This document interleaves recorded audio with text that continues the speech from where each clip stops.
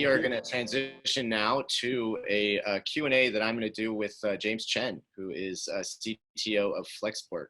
This was going to be, I think, the second session of the day yesterday. So I appreciate James both being able to participate yesterday and being flexible enough to make some time for us today.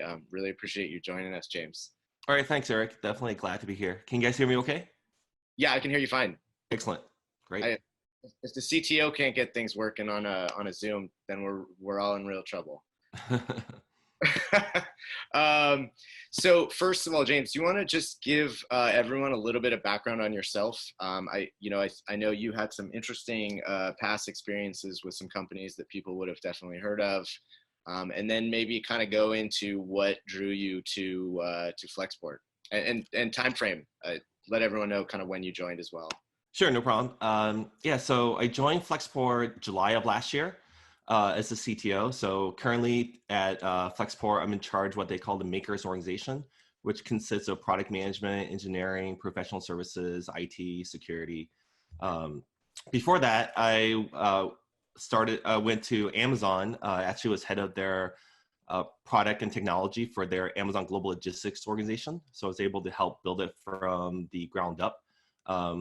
And this is about close to 4 years ago over there. Prior to Amazon, I worked at Rakuten, which is also an international internet services company, which had e-commerce logistics. But more importantly, they own about 70 plus businesses in Japan. And through acquisition, they own many other companies around the world.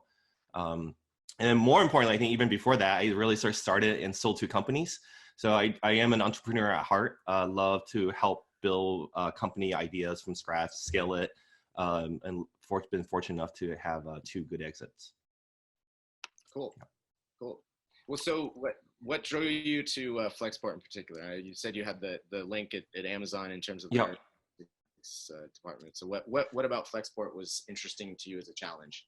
Sure, I find Flexport to be very exciting because it really has sort of both sort of what I was looking for. You know, one is like Amazon, right? They do have the scale now in terms of being able to make global impact through technology first. But one thing that's a little bit different, I feel, is that Flexport is a freight forwarder for all consignees and shippers around the world. So meaning we cover every single lane versus I think Amazon, which does have the technology. However, the focus is really around helping sellers around the world, as well as Amazon retail, to inbound to where they operate as efficiently as possible. And then I think, Amazon does move very fast, but, having started two companies and been part of startups, I was looking for a company where I can jump in and really help continue to move much faster. And I think Flexport has really the best of both worlds of what I'm looking for. Cool. So what did kind of your experiences specifically at Amazon and Rakuten kind of tell you about what the challenge at Flexport was going to be? I mean, did you see some things there that you knew could be improved upon that were a little difficult to kind of move the needle on at Amazon, and that you saw a broader scope to do something different at Flexport? Sure. I think it's really, Flexport, is really becoming a multinational type of company where we have, of course, business teams, I think in 14 different locations. And on the technology side, we have development teams across 5 parts of the 5 different locations around the world. So therefore, at Rakuten, as well as Amazon, you sort of have this experience in managing teams around the world, so they all can work together to do sort of monthly releases. And the customers we have, is really global as well, right? So, so that's one thing that I think from my experience coming in here, it's going to really help and see what the challenges are for Flexport.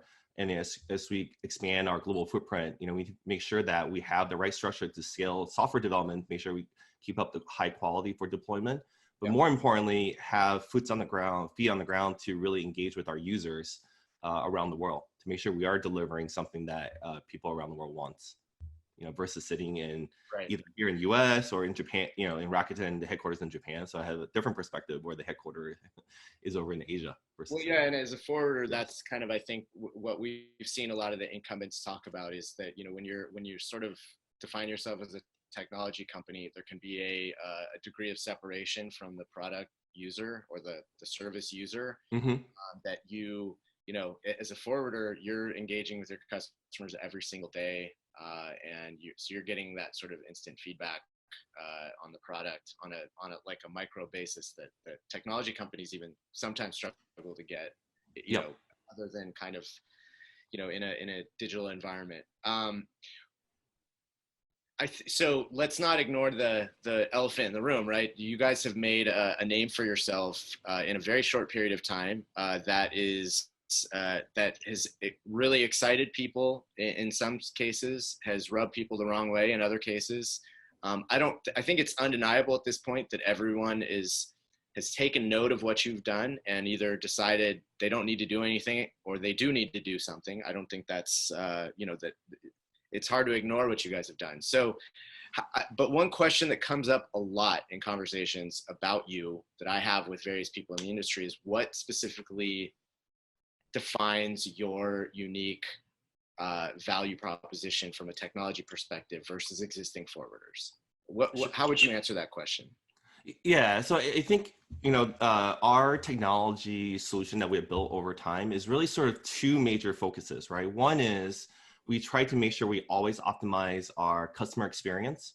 So when they come to our Flexport website, they get the information they want, as clean, as more easy to understand as possible. Where behind the scenes, the other part of our technology investment, which a lot of people don't see, is what are all the technology we put into place to make sure that our productivity continues to improve. As I think even the previous panel, one of the biggest challenge here on the tech side is really connecting all the right parties together to make sure that information can flow between the right parties that had the right permission in the most efficient way possible. So for Flexport, I think a lot of what people don't see is where our tech investment is going into right now, is that if we were to do something 2 times, 3 times, our immediate thinking is, okay, how do we automate this, right? And then as our volume across the world is growing, we see more and more of the inefficiency that exists. And then we try to place our resources on tackling the one that has the most repetitive, the best chance to remove the automation, remove the redundant sort of tactical day-to-day feedback and turn that into automation. So, there's always more coming up, and this is where we're keep on chipping away at it, so that ultimately we turn this uncoordinated sort of or very messy way to get the information into ultimately a real super easy, nice experience to all of our users. Consignee being the most, but of course we work with shippers and other sort of freight forwarders who some of them are actually on our platform to collaborate as well. Right, their network. How do you? I mean, a question that we've had sort of, we've explored a bit in our stories on JOC.com, just not even specifically about Flexport, but just about the idea of automation, which we're going to be talking about more later. But one thing we've had a hard time kind of categorizing is how much of a shipment life cycle can actually be automated.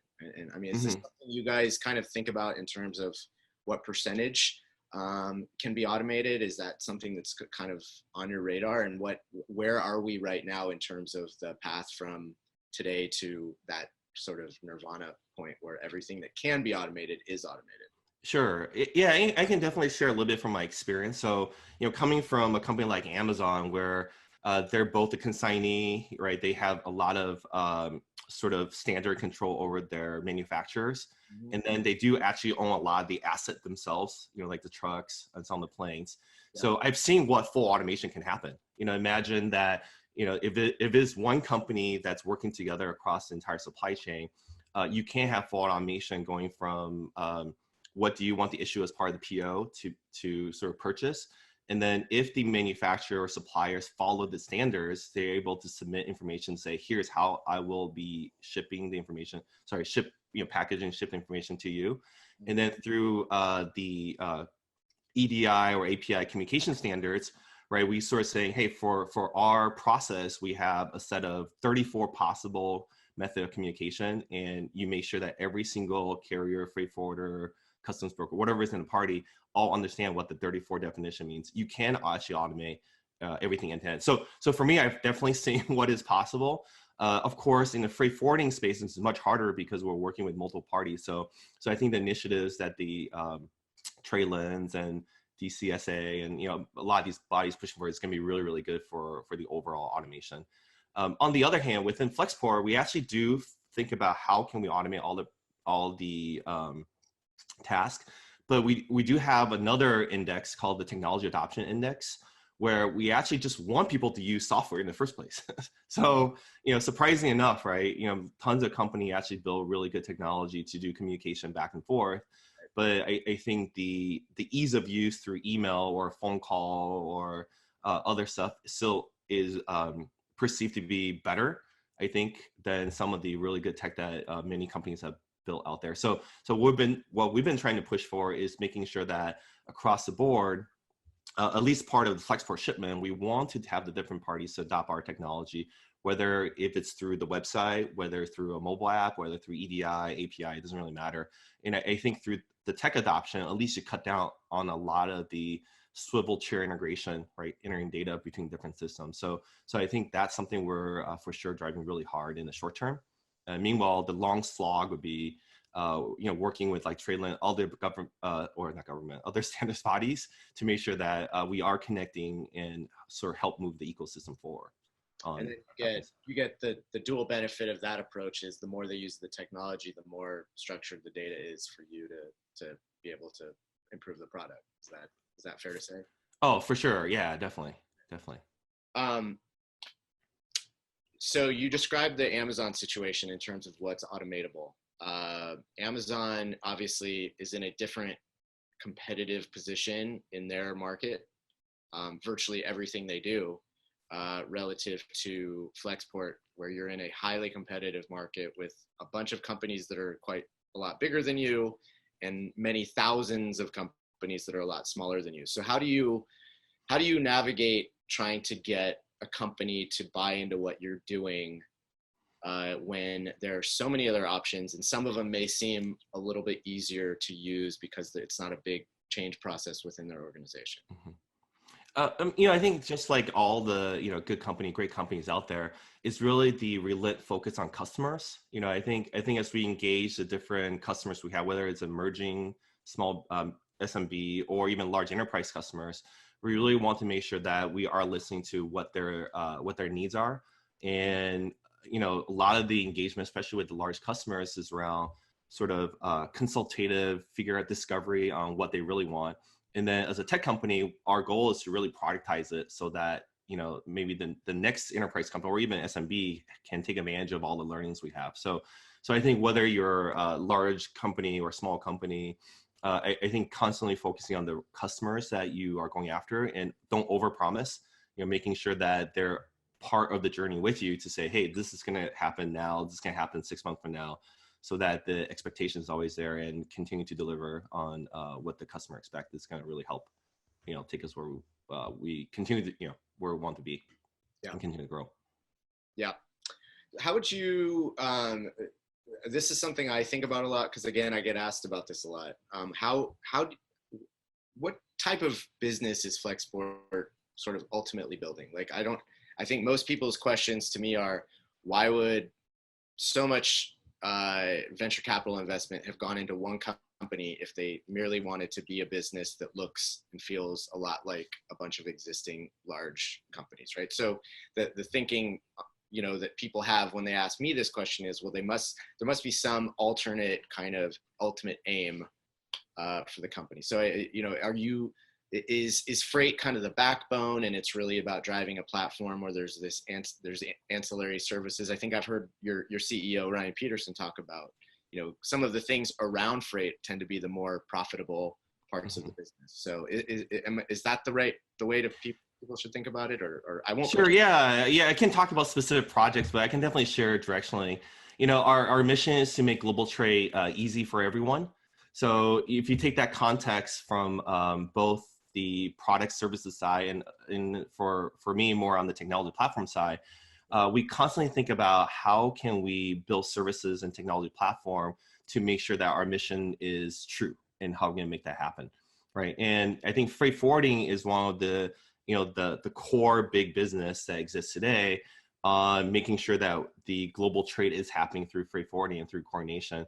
But we are tackling a greater mission as a company, so that with our learnings from freight forwarding, what are the peripheral businesses that from the data we got from the technology we built can also take advantage of.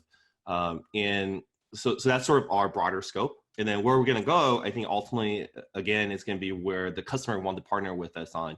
They're going to really sort of be the one to help us navigate on which area is probably going to have the most needs that's not addressed, and then we'll jump in and help solve that problem. Okay, fair enough. A couple other questions, ones that are coming in via the Q&A tab that are also things that I tend to get asked a lot. So and I think you're probably best positioned to answer this one of anyone in the company. To what extent is Flexport building software internally, and to what extent are you relying on kind of third-party software in specific niches, or you mentioned collaboration software or communication software, right? Those things exist and could possibly be integrated into a platform that you're using, versus there's any number of freight forwarding technologies that existed prior to Flexport and have emerged at the same time as Flexport. What's sort of your big picture view on what you need to buy versus what you need to build? Yeah. I think as part of our evaluation process, our number one focus is on, does something exist in the industry already? Can we use it and integrate with it? So that's definitely our primary thinking hat, because a lot of stuff exists today and it's a network effect, right? So if there's an existing platform that exists today that's already connected, our goal is really to integrate, interop between that and other systems. Okay. And I think through using the software that we integrate with within our operations, I think as our business grows and as the problem we want to solve is a little different, then I think we start hitting very unique needs that I think these point solutions probably don't solve. And this is where we start thinking about how do we bring it in-house or build something new to address it. So that's sort of how we go about thinking about it. But a lot of our tech really is how to optimize operational flow. So I'm not sure what companies are out there that is really focusing on that today, versus saying, hey, we built an ERP application, CRM application. Here's how we can handle the exchange of data between different parties. They don't really get to the next level on, well, for this one is really, connecting these four systems in some random way based on customer SOPs they really dictate, right? So those are like very, very unique. And today, I think only human power is the only way to solve it. So I think a lot of our resources are put into solving those type of techniques and productizing it, and hopefully that can be used across a wider set of customers and internal operations. It's interesting you mentioned the back end, because I think one thing that's been interesting to or operational end, I should say, one of the things that's been interesting to note over the last couple of years is the focus on kind of front end technology, making forwarders that had really, kind of clunky or non-existent interfaces with customers from an online perspective. And I think you guys are a big driver in terms of the industry looking more, focusing more on those interactions, because almost without fail, everyone I talk to, even if they don't have anything else that's nice to say about you, says the website is super cool and it's slick and it's really easy to use. So it sounds to me like now that problem is never solved. There's no problem that's ever solved, but the focus is maybe more on building stuff for the operational side of things, the stuff that's a little bit removed from that customer interaction. Yeah, I wouldn't put it that way. I think from the end user interaction, Flexport, we have done a super awesome job, and we're continuing to double down. I think our team's doing bigger than the past to make sure that we will continue to deliver the best experience. But what's interesting about experience for our customers is really a huge trade-off, right? Because part of it is you want to create the most simplifying experience in the world, yet you have so much data, so much volume coming in. So it's more about not doing more. It's more about how to do things better. So what's interesting is a lot of research, a lot of review back and forth and figure out what's that. So first, that's our bread and butter. I think we'll definitely continue to do that. But now as we scale to 100 millions plus of revenue and soon to be billions, like we have so much volume, and in order to do it well, we have to put a lot more of the IP around the back-end processes. And luckily, through our great operations team over the years, we have so many different things we can look at on what does it really take to operate and deliver on something versus I think if we do it maybe 3 or 4 years ago, we haven't handled the variations in volume to actually know what to build and we probably would have wasted a lot of resources versus now we can have a team of people we go to talk about, ooh, for this, export out of US, what does it look like? What are the things that's unique? We're able to get a lot of really good real requirements versus trying to build something maybe 2 years ago. Okay, interesting. Anything specific operationally that is, that the industry has struggled with that you guys feel like you've made, kind of inroads on, something pricing, resolving disruption associated with a specific shipment, alert, customer alert, anything. Yeah, I don't know. I think that our ops team can probably talk a lot more about that, but I do feel potentially one thing that's a little different is probably data. Part of our goal is just to bring in data from every single source possible so that we can be at the hands of our operators. Whether it's through messaging, through email, through scraping websites, through EDI, API. I think we have potentially even information overload on so much data we have, but I think having the data, as much of the data point close to real time for the operators to use to handle disruption and exception potentially is one of the major advantages. Currently we're at the tooling level, so we want to productize it so that hopefully for them it's extra easier to get the information they want. So working on a back end perspective of eventually making it more kind of for customer facing. Yeah, potentially surface. A very good example. I think these are very good product decisions. I think user experience is milestone information, right? So we have milestone information from so many different sources. And one thing that's really hard about this industry, and even if we have standardization, is for that cargo ready date in that pickup event, something as simple as that, like which system, which person is the source of truth? Is it the supplier saying, yep, we got it ready, it's ready to go? Is it the trucking company that actually picked it up? Or is it someone who actually called in and say, hey, what happened? It seems like this thing got picked up 3 hours later. Oh, no, it got picked up 2 hours earlier. We just didn't put it in, right? So for me, if we have all that data within Flexport, I'm pretty sure many of the freight forwarders, but then how much you want that to expose to the end user consignees, right? Because if we expose information that's not the most accurate or a little bit too much, then you create a lot of churn of communication back and forth of people asking, why is data this way? Why did it get delivered before it got picked up? Typical stuff that you see in this industry. So that's one of the things that we're trying to be extra good at, making sure that, hey, how do we prep the data so that it's still as accurate as possible, with the goal of solving customers' questions and problems versus just exposing everything to them. Well, this is probably a good time. I wanted to address this anyway. This is probably a good time to mention, and discuss kind of the acquisition you guys made last year of Crux Systems, which is sort of a third-party independent visibility tool that supplied to you and possibly other companies that were competitive with you, and obviously they provided data to a lot of other third-party visibility providers.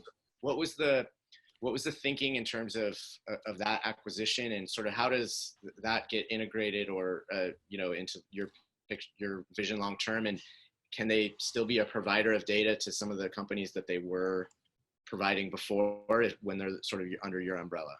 Sure. Yeah, I think to answer your last question first, yeah, we definitely want to have our data to be available for everyone. I think if we get to a policy where we start blocking other companies to get access to really good high quality data, which is one of the reasons why we acquire them, then we're not going to make global trade easier, right? Essentially, we're going to make it harder for people if we have the good source of data.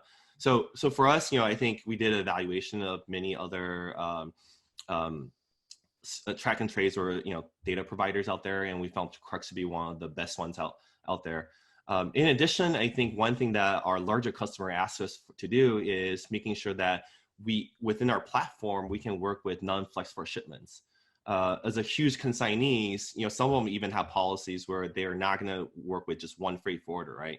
So it's very important for us to make sure our tech platform extend ourselves to handle non-Flexport shipments, because looking from the customer's perspective backwards, they want to work with us, hopefully, as well as other people, right? So we want to have something like Crux where they handle all shipments really well, not just Flexports.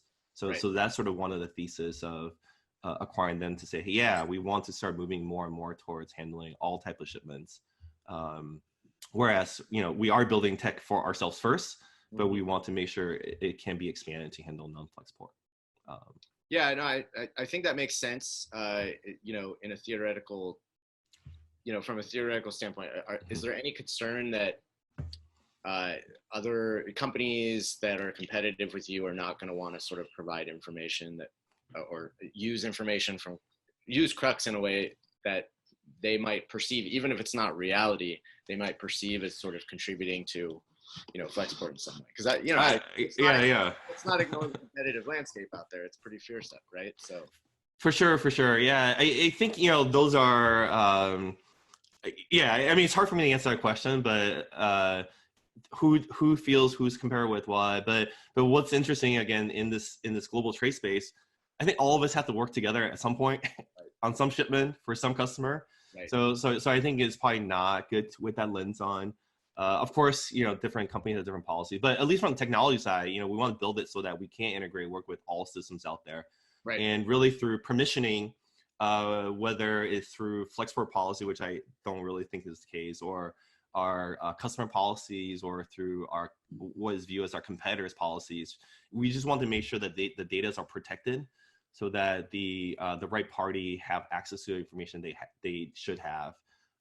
So that's what I'm building towards. But in terms of the competitive landscape, who knows? One day you might be compared, next day you're not. So it's it's a crazy world out there, right? So. No, it's very true. I mentioned, I don't know if you were on, but I mentioned, one of the things that we've taken away from having our log tech event the first 2 years is just how there's a lot more. It seems like there's a lot more opportunities for companies to work together, especially on the technology side of things than ever before, and that's been a big takeaway. There's just lots of discuss. It's not even necessarily signing up customers. It's more like, oh, we should be working with you because we can amplify the value of what we both do.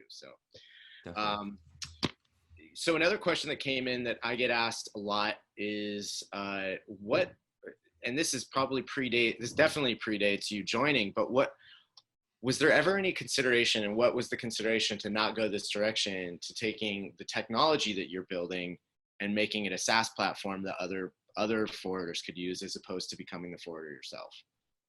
I think I don't have a good answer for that one. I don't know what was there before.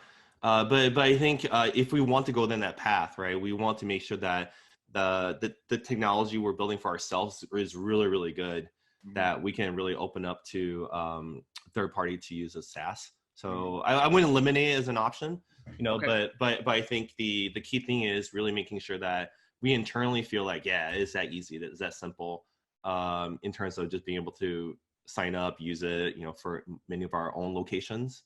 Yep. Once we get to that level, then we can think about exposing it outside. But our partners do use a flavor of our application, Okay. and it only makes sense, right? Like all the data is here. Why won't we just have them use it to help with the movement versus saying, all right, here's our data, integrate to your system, back and forth. There's a lot of extra work, unnecessary work. Yeah. So you get them, you sort of migrate them over to your system, and then you get the benefit. Yeah. And they get the benefit of using a system that's been built fairly recently. Yeah. So to that point, maybe one last question before we wrap up. I've heard Ryan make the case a lot that none of the large global forwarders were built pre-Netscape. Oh, sure. Post-Netscape. Sorry, post-Netscape. You view this obviously from a very technical perspective. What is the industry struggling with? And I don't even want to go into your competitors in this case. I want to talk about like your customers and the carriers that you have to buy capacity from and all the other parties that you interact with. What are they struggling with from a technical standpoint that is really hard to overcome because there's a sort of core reliance on legacy, infrastructure? Yeah. I think the having a common language for global trade, I think that's sort of the underlying root problem, and it manifests itself just like the previous session where we talk about the definition of arrival, right? Of arrival of a shipment or something like that. It's a little bit different than ocean versus air. So without having a common language for global trade, and it's really hard to know, or sorry, there's a lot of overhead on and how to connect the different system with one another to make the flow seamless. So I think by being able to create a common language for global trade, whether it's on a technical side or just even in business terminology, I think it's going to go a long way so that people know here's how you go about as part of a pickup or handoff operations.